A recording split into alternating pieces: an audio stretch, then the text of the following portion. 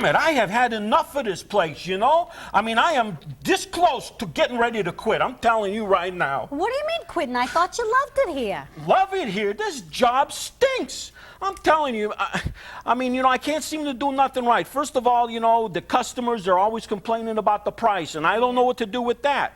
Because then I got to try to sell them stuff, and then I ain't got the right stuff to sell them, and then what I got to sell them don't fit and all this stuff. Then Junior, look at it, always nitpicky. I got to dot every I, I got to cross every T. He gets me nuts with this stuff here. And the tools I got to use, the tools, they're old. They don't work anymore. I don't know what to do. I'm ready to... Settle down, Sammy. You got to settle down. Let's face it. How many of us can say we absolutely love every minute of our job? How many of us can honestly say that as weeks turn into months and months turn into years, we don't sometimes feel a twinge of burnout or a vague sense of dissatisfaction?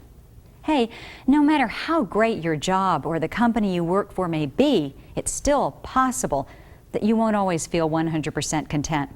And that's okay. It's normal. The question is, how will you handle it? Well, one thing's for sure. Complaining to your pals, moaning to your wife when you get home in the evening, or having a whining session with your coworkers during lunch won't help. Nor will bottling it up inside and letting it fester until you're ready to explode. The key is communication. Many employees have trouble communicating with their bosses. Often, they won't even try because they're afraid their boss won't care or won't be able to do anything about it.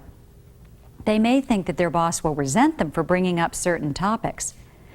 But the truth is that although your boss may not be able to fulfill your every wish, he does want you to be happy on the job. It's to his benefit to keep you there. The cost of replacing a good employee is just too high. Hey, Dave.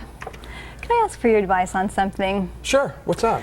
Well, Mike has me doing these happy calls now. I have to call up all the customers a day after their service to make sure everything went all right. Right. Well, the problem is it takes a lot of time, and I feel kind of awkward doing it. I really don't even see what the point is, but Mike's really set on it. So why don't you talk to him about it? Oh, I don't know. I don't want it to seem like I'm complaining, and you know, he might get mad. Besides, I really don't think he's going to change his mind about it. He'll probably just tell me to deal with it. Well, it doesn't hurt to try. He might be more understanding about it than you think. That's true. Try it. Now, if you decide to approach your boss because you aren't feeling completely satisfied with your job, you need to first have a clear idea of the source of your dissatisfaction. Maybe you're feeling unsure of yourself on the job because you don't fully understand your duties or how to complete them to the satisfaction of your boss or your customers, or to your own satisfaction for that matter. Or maybe you understand your duties very well, but they don't seem personally important to you. You have difficulty seeing value in the work you do. Finally, it might be that you know your job well and value it highly, but don't feel you're being compensated fairly. Once you've pinpointed the problem, it's time to approach your boss with it. Now, when I suggest that you approach your boss, I'm not saying you should storm into his office demanding a raise or insisting that he relieve you of those duties you consider menial or unimportant. Certainly, there are more effective ways to broach the subject. Schedule a meeting with your boss and explain the issue in a calm, clear manner. Be open and honest, but not accusatory or demanding. The idea is to clear the air and to seek input and guidance from your boss. If, for example, you're approaching him because there are certain aspects of your job that you're not too clear on, he may be able to offer you training. He may be able to help you see the value in your duties. He may even be able to offer you more compensation, if not in salary, then perhaps in benefits. So you see, happy calls really help build customer loyalty, and that can have a tremendous impact on our business. Yeah, you know, when you explain it that way, I get it. I understand how important these happy calls are. Yeah, they're very important. Yeah. But you know, they really shouldn't take a lot of time. Yeah. I think I'll put together a script for you. That'll be easier for you to stay on track, make it go quicker. I'll make sure the questions aren't open-ended, so that the customers will just give you short responses. No, that's a good idea. I've got some time this afternoon. Why don't we do some role-playing on it? I think that with some practice, it'll feel less awkward. I'd appreciate that. It's a good idea.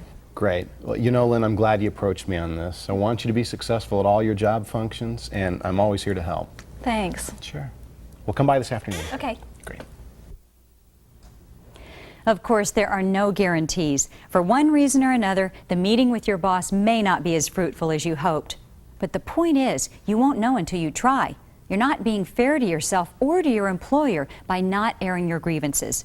Give your boss the opportunity to address your problems. Too often, employees quit their jobs without their boss even knowing they were dissatisfied.